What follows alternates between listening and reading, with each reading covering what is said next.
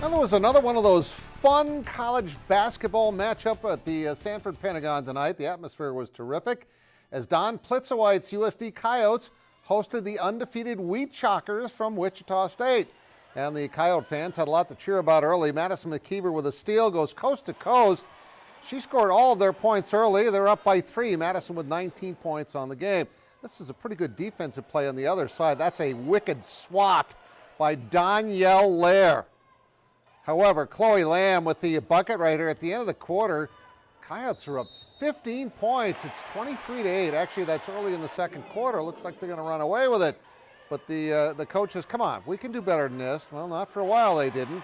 Kiera Duffy, three-pointer. It's 58-50 in the fourth quarter, but Wichita State would get it back down to 3 on Shia Smith's basket down low. However, Duffy just took control in the second half. She was great. Watch this wonderful move for a reverse on the baseline. She scored 23 points, had 8 rebounds. The Coyotes go on to win 73-64, and afterwards we talked to Don. Well, Wichita State's a very athletic, very talented team. They played really hard and they played with a ton of confidence. I thought there were some possessions where we didn't do as good of a job defensively as we needed to, but there are other possessions I thought we did a decent job and they just scored over the top of us or elevated and hit some shots. And that's what happens when you're playing with a lot of confidence. I think they are right now. So a very big win for us. Really big. They're 4-1 now as Kiera Duffy led the way with 23 points and 8 rebounds. Maddie McKeever had 19 points and 5 rebounds. Allison Arns had 8 points and 5 boards. Coyotes improved to 4-1 with that 9-point win. And now, here's Nicole Griffith with your Core Orthopedics Plays of the Week.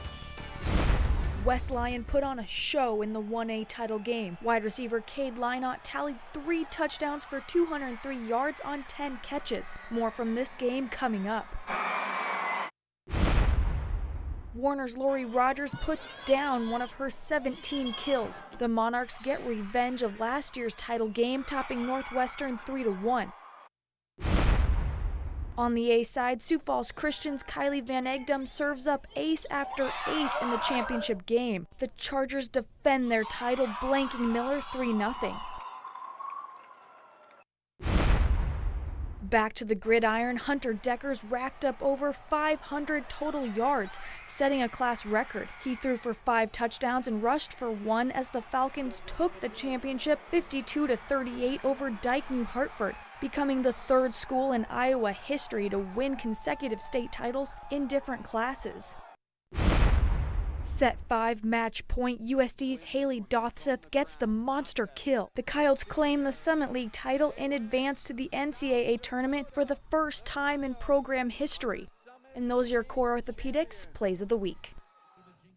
The Jackrabbit men wrapped up their Florida swing with their 3rd straight game today in the Gulf Coast Showcase Consolation Championship. Mike Dahm with the little dunk right there had 11 points, just 11 for him. But this guy, secret weapon, Ryan Krieger, had 3 career points before today.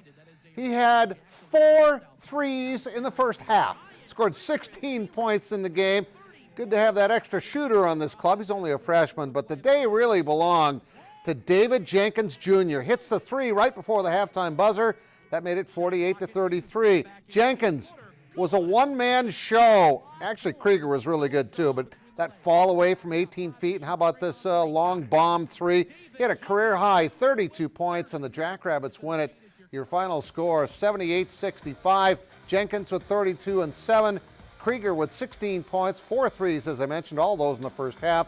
Dom now has, with those 11 points, 2,399 points. That's 93rd on the NCAA list in history. Yesterday, when he had 41, he passed C.J. McCollum and Steph Curry's dad on the all-time scoring list, and he passed 4 more today. All right, the Vikings have dug themselves a bit of a hole after Sunday night's 25-20 loss at Chicago, and the game really wasn't as close as that final score might indicate. The Bears' defense stifled Minnesota until late, and the offense was good enough against a very good Vikings defense. Now they simply must beat Green Bay next Sunday night, also right here on KDLT and NBC. The reasons we lost, you could argue Coach Zimmer sat there on Monday morning, and told us, hey, these are the keys to victory. We have to be good in these areas, red zone offense, protecting the football. We have to run the football well, and so the reasons we lost were no surprise to us in the sense that we knew they would be keys to victory, and we weren't good enough in those areas. Offense came alive late in the game, but the Bears simply had them, as I said, in too deep of a hole, trailing by 16 in the fourth quarter. The Viking fans will be cheering for the Lions tomorrow against the Bears without Mitchell Trubisky starting at quarterback.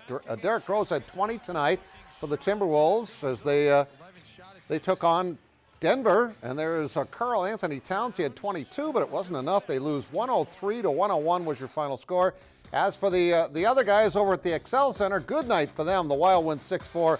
Matt Dumba, 2 goals, and Eric Stahl with 2 goals. They're 13-7-2, and nobody thought they'd be playing this well. Great start for them. We'll be right back.